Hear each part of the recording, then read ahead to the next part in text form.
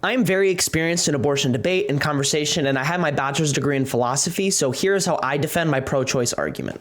The fundamental question in any abortion argument is whether or not the fetus that you are aborting is a person, thus, is it murdering someone? In addressing this point, I make a clear distinction between a human and a person. Human is a biological term, however, person is a philosophical one. For instance, if I cut off your arm and hooked it up to a machine to keep it alive and pumping and operating, would that arm be a person? It has its own unique human DNA, and all of the cells inside it are operating to continue to keep it alive and to continue to keep it an arm. Yet no one would call that a person. They would just say it's human. And if I unplugged that arm and it ceased to be alive, you wouldn't say that I've killed the person. Quite obviously, I would use this similar kind of argument to defend why a fetus isn't a person, it's just human.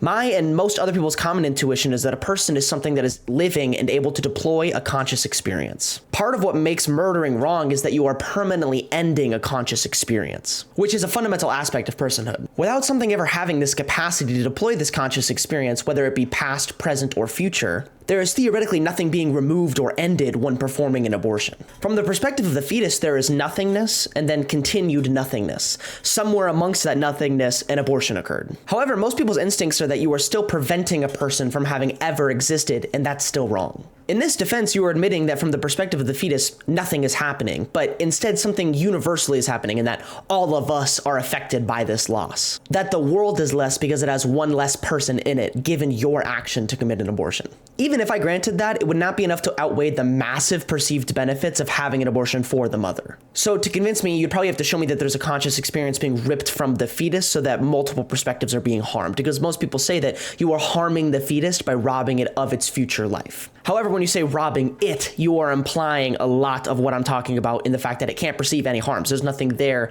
to be called an it. Finally, most scientists agree that the brain develops into one cohesive object that would be able to emulate this conscious experience at about 20 weeks. So abortions after that are the same as murdering you and me because now there is a conscious experience that needs to be protected after 20 weeks. Before that, do what you want. Here is a lightning round at attempting to defeat some of the arguments that I know people are going to be commenting already. Pain is not the same as conscious experience. Bacteria avoid negative stimuli all the time, but we wouldn't say that they experience pain. They're just avoiding it. Temporary consciousness is not the same as the ability to deploy consciousness. So no, I can't kill you while you sleep, because I'm ending a previous conscious experience. The person I killed in that case would never wake up again, whereas the fetus that I aborted was never awake to begin with. And then finally, God knows all people before and after they are ever born. So without the threat of fetuses ever being human, thus the threat of murder and the commandment to not murder, so God does not dislike abortion because from his perspective, he's with his children infinitely.